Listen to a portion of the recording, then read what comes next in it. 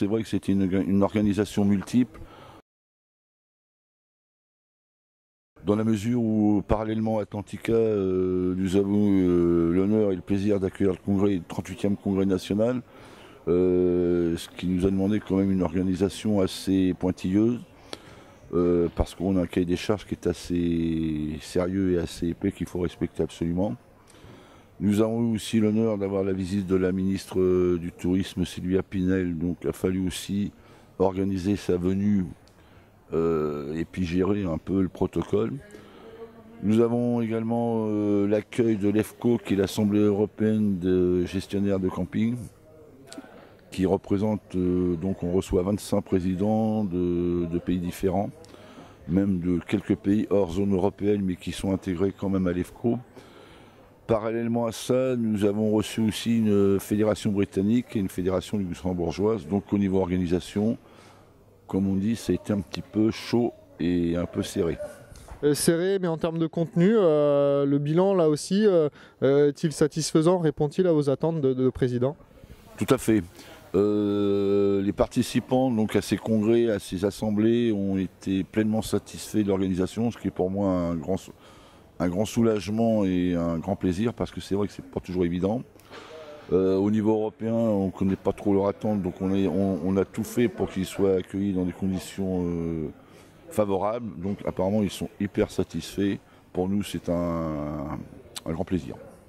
Une question plus précise sur l'activité et le bilan là, de l'activité de la HPA dans le département, dans la région. Quel est-il malgré une saison difficile? Est-ce que vous avez été épargné ou comme vos confrères dans la difficulté? Alors, bilan un peu mitigé. Comme la plupart de nos confrères, nous avons eu un début de saison très difficile. Sur les mois de avril, mai, juin, problème de météo, problème de calendrier électoral, comme tout le monde.